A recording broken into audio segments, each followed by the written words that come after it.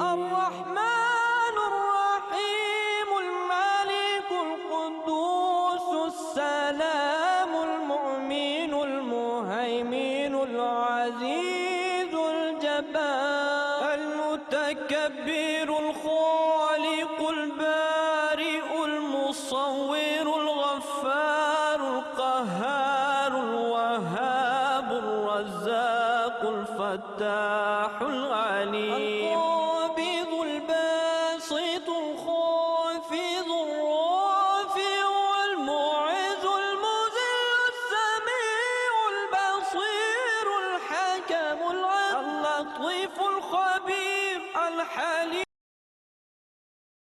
Throughout the subsequent years, the community has continued to build mosques around the globe, and with each stride the community takes, a new and bigger mosque emerges from the horizon. Today, London is home to the largest mosque in Western Europe. The Beit al-Fatah Mosque, with its shining minaret, opened its doors in 2003 and left the world gazing in its glory. Europe's skyline continued to be drawn with the inauguration of two magnificent and awe-inspiring mosques. On Friday, the 7th of November, His Holiness inaugurated the Al-Mahdi Mosque in Bradford, UK. Taking 2 years to complete, it cost approximately £2.5 million, all paid for by the members of the community.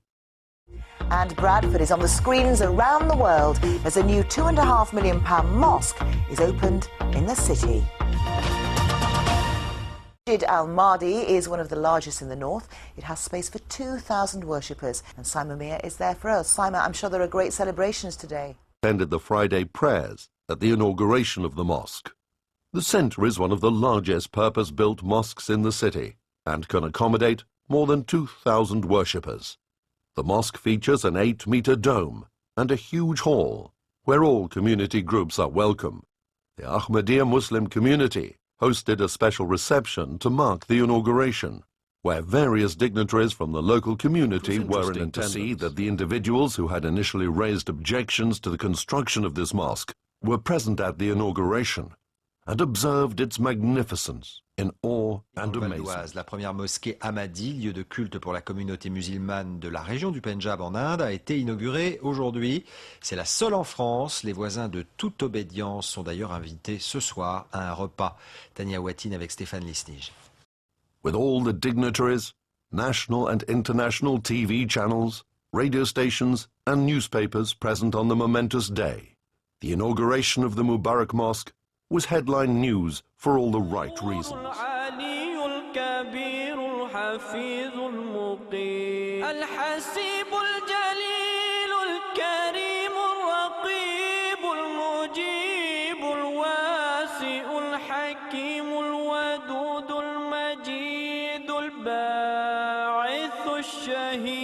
الحق الوكيل القوي المتين الولي الحميد.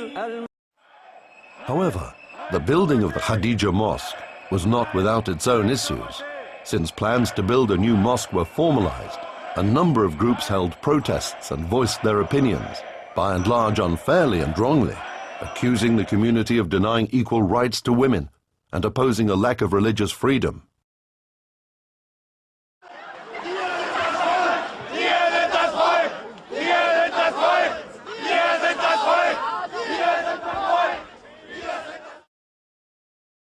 But little did they know that God foresaw everything, and it had been willed and decided that a mosque would be built in Berlin.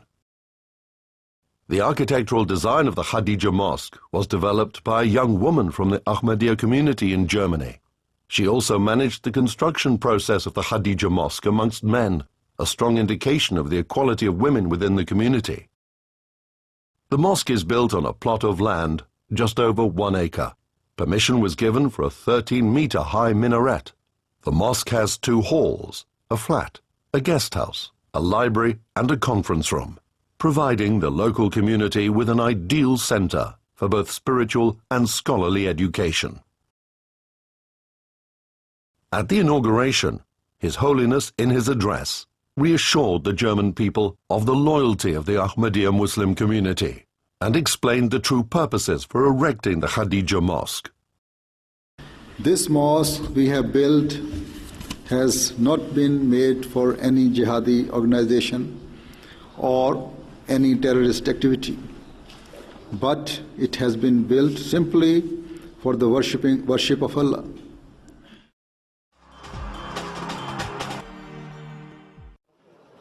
Die Moschee der Ahmadiyya-Gemeinde, rund 250 geladene Gäste kommen zur feierlichen Einweihung. Das Besondere an der neuen Moschee: die Frauen bekommen den repräsentativen Raum unter der offenen Kuppel, im Gespräch den Mund zu bedecken. Muss man eine Moschee bauen, das ist das Symbol für die Einheit und der Platz, wo man zusammenkommen kann. Ob man dort mit Schuhen reinkommen kann, das ist ganz einfach gelöst. Normalerweise darf man eine Moschee ja nicht mit Schuhen betreten, aber der Boden ist mit einer dicken Plastikfolie ausgelegt. Lehrer werden zur gleichen Zeit mit einer bunten Kette für Toleranz und Vielfalt durch Heinersdorf ziehen. Es wird noch eine Weile dauern, bis der Streit um die Moschee vorbei ist. The opening of the mosque attracted headline news. First mosque opens in Germany's ex-communist East. First mosque in East Berlin opens. Protests failed to stop Berlin Mosque. East Germany's first mosque opens amid protests.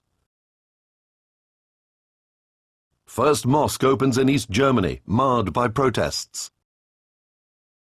East Germany's first mosque to open amid protests. From a communist area to a mosque in Germany. Doors open at Eastern Germany's first mosque. First mosque opens in former East Germany. East Germany to get its first mosque. First mosque in former East Berlin opens to protests.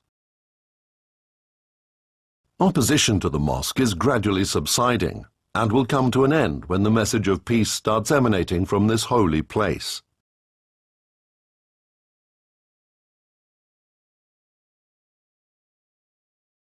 I became an Ahmadi in 1993, converting from the Church of England.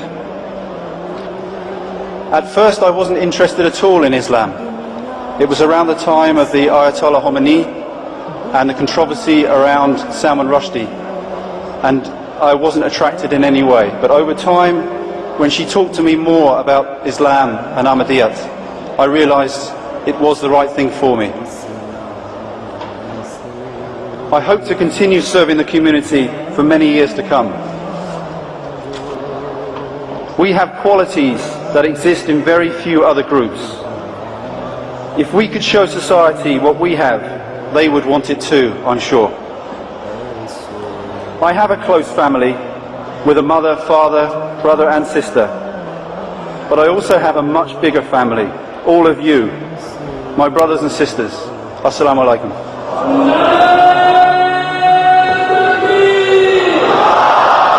I accepted Islam not because I was looking in Islam for some solution for my problems, but after a very long and very hard journey in the world of spiritual life and political life. I was amongst the student revolution, I was amongst the hippies, and at the end I found myself completely despaired and hopeless. I was believing myself to be a Christian or a Zen Buddhist, and I had no interest in Islam, I had no knowledge about Islam. And then I looked in Frankfurt, where I was living, if there's a mosque. And this was in 1969, and there was only one mosque at all in Frankfurt, and that was from the Ahmadiyya Muslim Jamaat.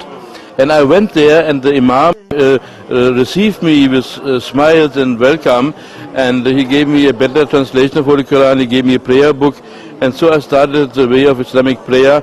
And this was helping me to get rid of my sins and of my problems. And then in June 1970, I took Bayat and accepted Ahmadiyyat. Oh, I was a very strong Christian and I was married. But when this marriage failed and was I in a little crisis, yeah. And in this time I met an Ahmadi, this is my brother. And he told me about Islam. I was investigating Islam, and when I feel it's a better teaching than Christian, and so I accepted last year.